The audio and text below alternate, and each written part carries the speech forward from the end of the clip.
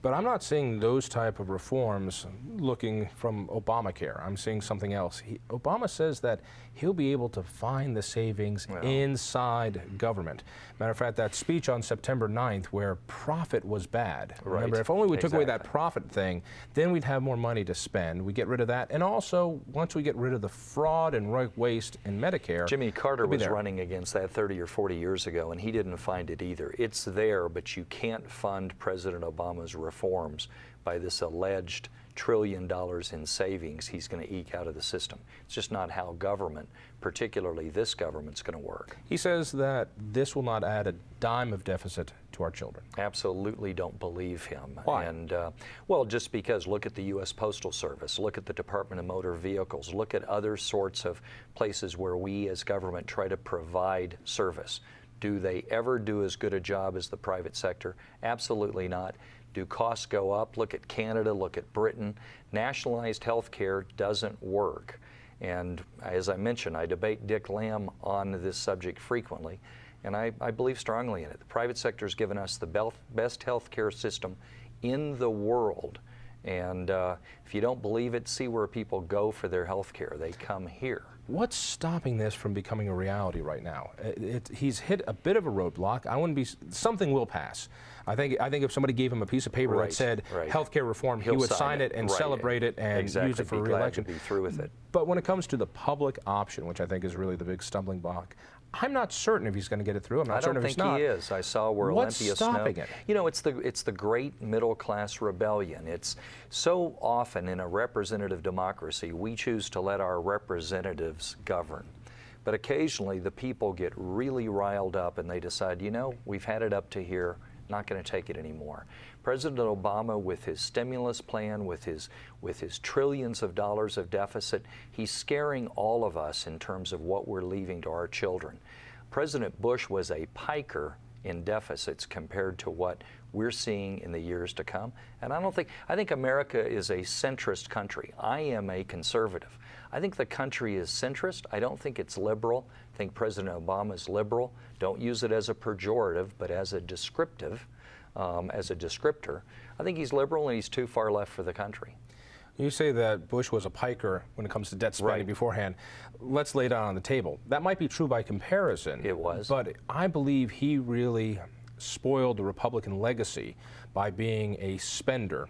And the size of government grew faster under George Bush than it did under LBJ. And I believe Republicans have a lot to play in what is happening now because they set up the ball for that. What is it that Republicans need to do to win back the faith of middle Americans to say, no, this time we mean it? I agree, and I agree with your description. I would just say that had John Kerry won, we would have had an even larger explosion of government than we did under George Bush. And here's what's odd. Imagine if he did, there would be no President Obama right now. There would be a Republican president right now. You're right. Imagine if Gore won in Florida instead. It might be awful, but imagine who would be president right now. But also, when you look at the war on terror, imagine where we might have been with that. Imagine how we might have. I mean, I look to President Bush, and I can look at some of the good things he did, while realizing he, like all of us, also made some mistakes. How do Republicans reach back to those of us who are disillusioned? I put myself in that crowd. Sure. I want to be a proud Republican again. I'm not. Well, you know, I am proud to be a Republican because I believe that for all of our problems, we are a center-right party that, generally speaking, gets it right in terms of criminal justice. We get it right in terms of human rights. We get it right in terms of a strong national defense. We are a tax-cutting party. I signed 41 permanent tax cuts in 8 years, and cut taxes significantly, even with, and this is where we disagreed, even if you add the Ref C dollars back in, I think you'd agree we cut taxes significantly more than that. And so you have to look at the overall, and you look in comparison. We're not perfect, but we're far better on fiscal issues than our Democratic friends. But it's going to be hard for Republicans nationally.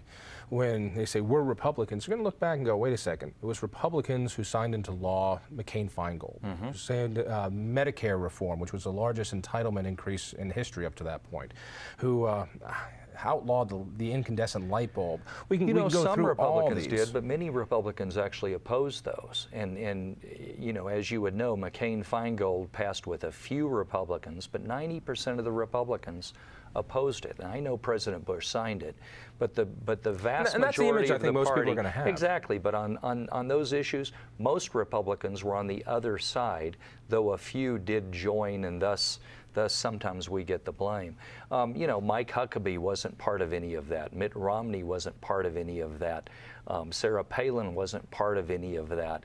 And so you look through the people who are running for president, and I think all of them are going to be able to say, you know, we aren't them, we are ourselves. We've only got a couple minutes left, but let me ask you about the politics of personal destruction. And it seems as though there's a machine, and mind you, both sides work at this as best they can. It seems that the left is a lot better at that. Whoever seems to be bubbling up as a conservative leader nationally, we're going to find out what's wrong with them. You know, what happened to Sarah Palin, I think, is disgraceful Right. as far as what the media has done to rip her down. You saw Jindal give one bad speech, and now there's no Right. way he can become Right. president because of one bad Right. speech. Sanford, Sanford. Yeah. You know, but so we can go through that. Who's going to bubble up, and how are we going to slow down the personal attacks? Because my guess is whoever bubbles up gets chopped off at the knees pretty quickly. Well, some of them have already been through the fire already, like Mitt Romney. I mean, yes, we know he's Mormon, and that is controversial to some, not to me. I was his chairman in Colorado last time. Going to be with him actually next week here in Denver. Mike Huckabee's been through that gauntlet. I don't think there's anything that they can say about Mike Huckabee that we don't already know. Sarah Palin is certainly well known now to the American people. Tim Pawlenty, a great governor of Minnesota, close friend of mine, great guy. He's been tempered by 8 years as governor of Minnesota. But there is a politics of personal destruction, and it is, you know, I would love to be able to debate issues. And like you and I do, we agree on a lot of stuff. We disagreed on a few things, and when we disagreed, we would right at argue this right table. here, Right. and then we'd have a beer and talk later on the phone. You'd come into the Capitol. We'd agree to disagree, and that's the way I it think ought the to term be. was fight. I well, think that was the word. We had some good. We had some good fights, and we had some good beers too. We did. All right. Let me bring it back to Colorado. As we're looking forward in the next year, you took over when we had some bad economic times. You saw through some good economic times and bad. We got a minute left. Colorado's in tough economic times. Within a minute, give me, what's the prescription? Prescription would be to continue to cut spending, keep Tabor in place, which it is. It requires you to vote on all tax increases. That has saved us a lot, because otherwise we would have taxed our way to prosperity, which never works. And we need to be fiscally conservative as a state, and I think that's the method to get back on track. Governor, so glad to see you as Good to be always. back We'll do with this you. again. And would you do me a favor, tell a friend, listen to me late nights on 850 KOA. Come to our website, independenceinstitute.org. And we'll see you next week.